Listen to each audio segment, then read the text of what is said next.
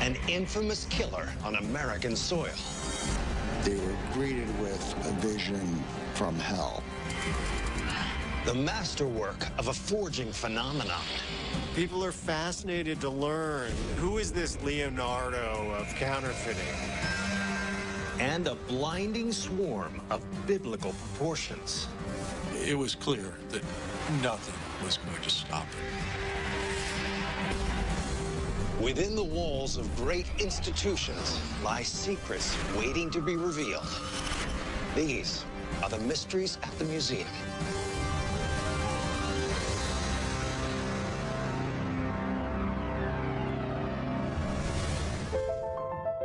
Known as the Sweetheart of Ohio, the city of Loveland is celebrated for its charming historic downtown and picturesque surrounding valleys. But beyond these peaceful lanes sits a place of intrigue, mystery, and secrecy. Housed in the stately home of collector Ken Klosterman, the Salon de Magie is dedicated to preserving the vibrant and captivating history of magic.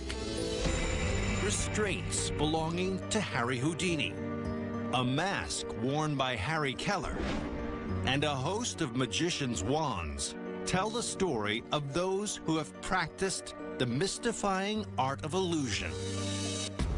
But one of the collection's most unassuming objects has perhaps its most electrifying story. It's 1.5 feet wide, 10 inches long. It's made of polished hardwood with 2 elegant metal clasps on its front. It looks simple, but it actually conceals a fascinating secret. According to magic historian Gabe Fahuri, this box was once used in a brazen attempt to quell a rising rebellion that threatened an empire. To magicians, this is like the Holy Grail. So what is this seemingly benign box? And how did it come to play a powerful part in a battle of magical might? 1856, France. Europe's greatest magician, Jean-Eugène Robert Houdin, is enjoying retirement from a career that catapulted magic to the forefront of popular entertainment for the French. For years, his illusions, including mind reading and levitation, had wowed the audiences who packed his private theater in Paris. Jean-Eugène Robert Houdin was the father of modern magic. He's the man who elevated magic to a new level. But in June, he receives an intriguing request from the court of his emperor, Napoleon III. The famed conjurer is needed not for a private performance, but for an unusual and vital mission. Napoleon's looking for someone to go to Algeria and help him quell an uprising there.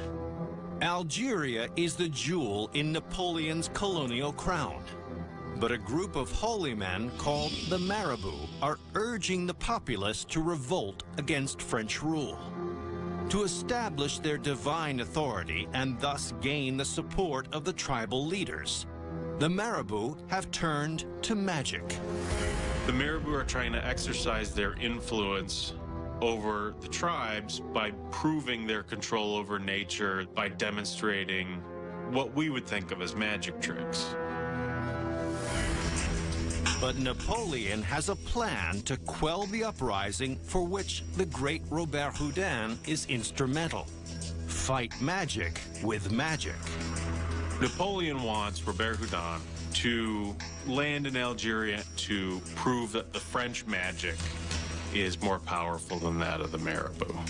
If he is successful, Napoleon believes that the tribal chiefs will stay faithful to the colonial power. But it is a dangerous mission. He's essentially the emissary of the conquering country. He might as well have had a target painted on his back.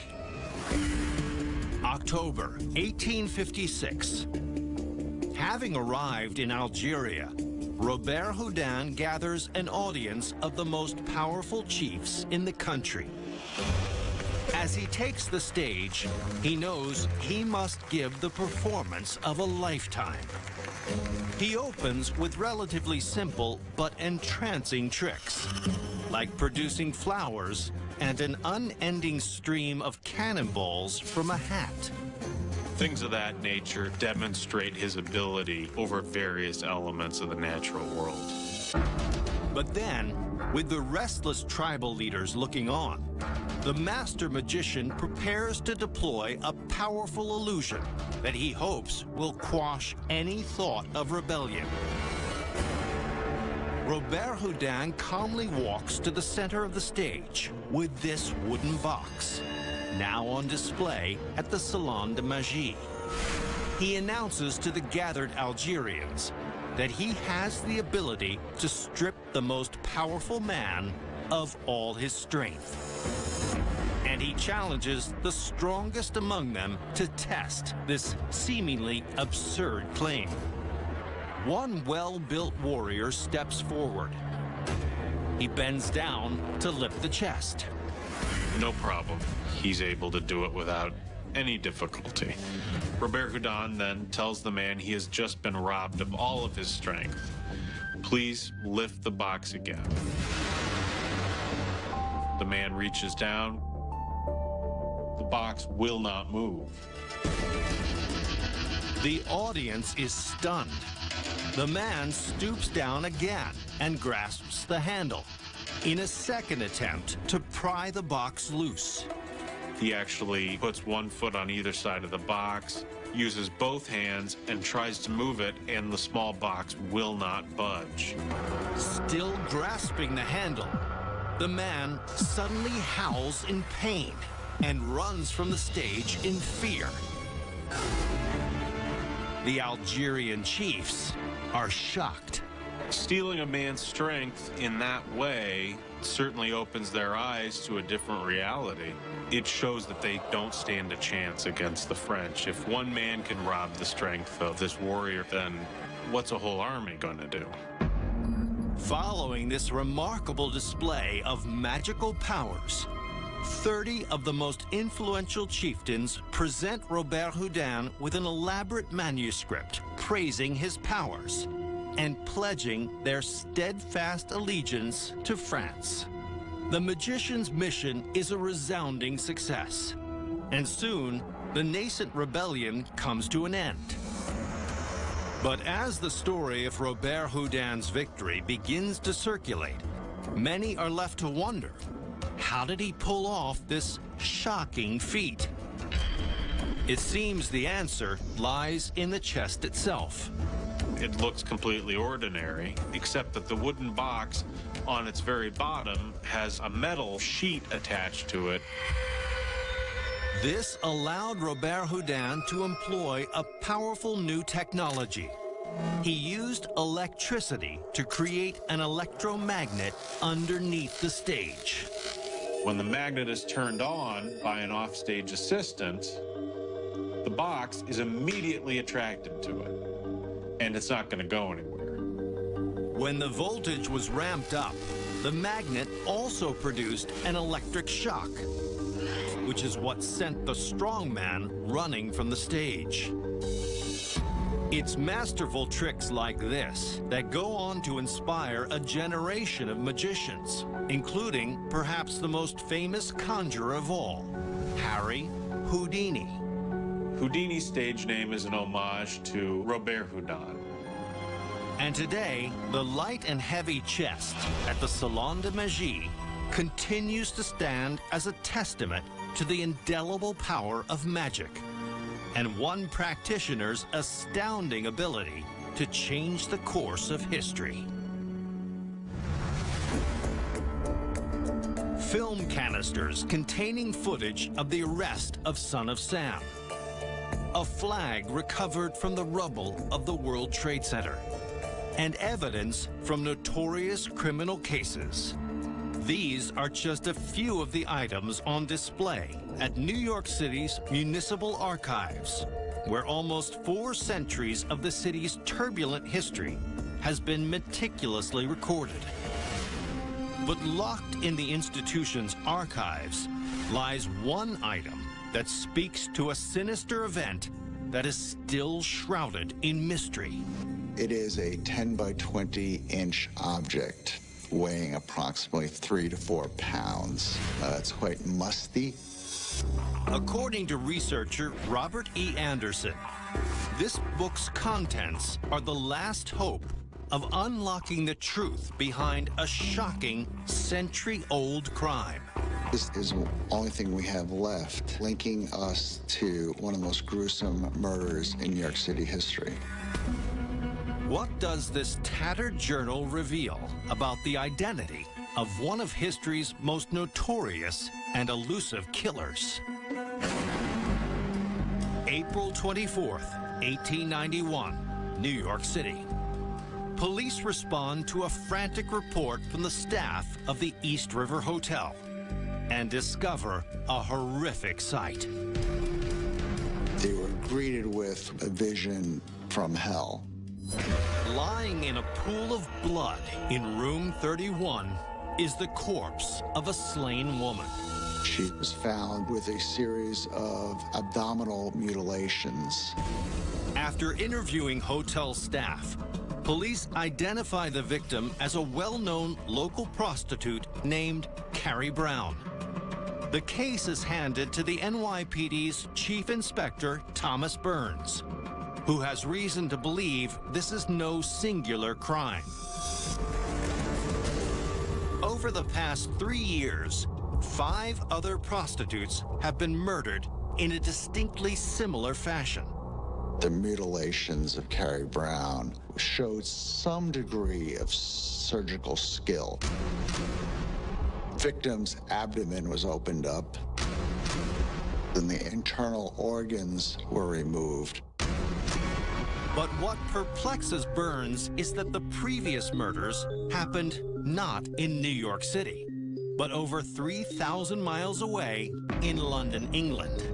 Those unsolved crimes are attributed to an elusive and psychopathic killer known only as Jack the Ripper. Now, Burns is struck by a very frightening possibility. The question becomes, was this hunter now seeking prey in New York City? Eager to unmask the killer, Burns interviews the East River Hotel's housekeeper, who says that Carrie Brown checked into room 31 with a male companion. She described the gentleman as 5'8", slim of build, fair complexioned, with a mustache. And she reveals that he's known around the neighborhood only as Frenchie.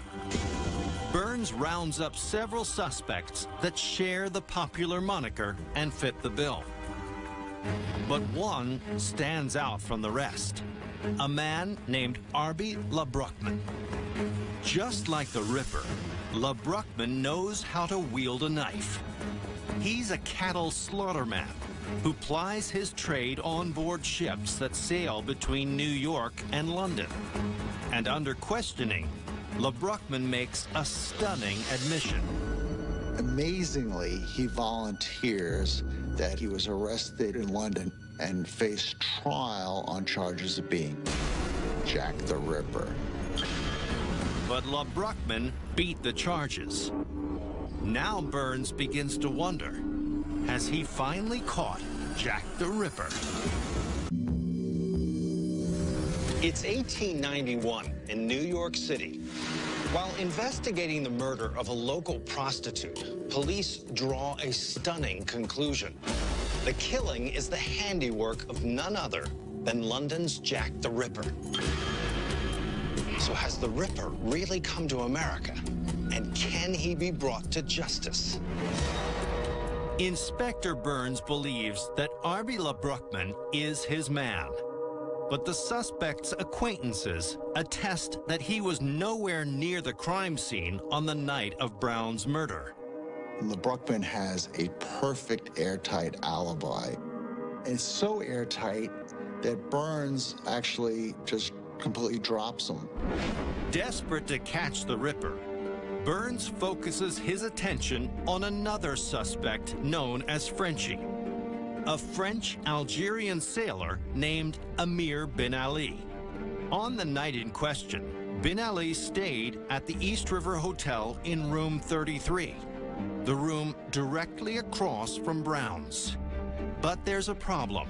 The dark-complexioned Ali does not match the description of the fair-skinned man seen at the hotel with Carrie Brown. The description of the man checking in with Carrie Brown doesn't jibe at all with the appearance of Amir bin Ali. Despite this glaring inconsistency, Burns places bin Ali under arrest, and he's charged for the murder of Carrie Brown. In court, the prosecution introduces shocking new evidence that they say conclusively links the Algerian to the crime. Police said they have found a trail of blood leading from room 31 to 33, and blood on the door outside of room 33. It seems this damning information seals bin Ali's fate, and he's found guilty and sentenced to life in prison. In the wake of the conviction, no other murders are attributed to Jack the Ripper, and citizens on both sides of the Atlantic breathe a sigh of relief, confident that the killer's reign of terror is finally over. But 11 years later, the case takes a stunning turn. While reviewing evidence from the murder scene, a group of reporters determined that the blood found in the hotel hallway and on bin Ali's doorknob had been planted by the police. Some elements of the press said this blood must have been planted there, because when the reporters were allowed to inspect the area, we didn't see anything.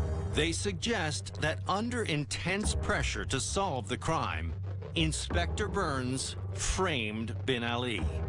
Upon learning these details, the governor of New York determines that Amir bin Ali has been wrongly imprisoned and issues a pardon.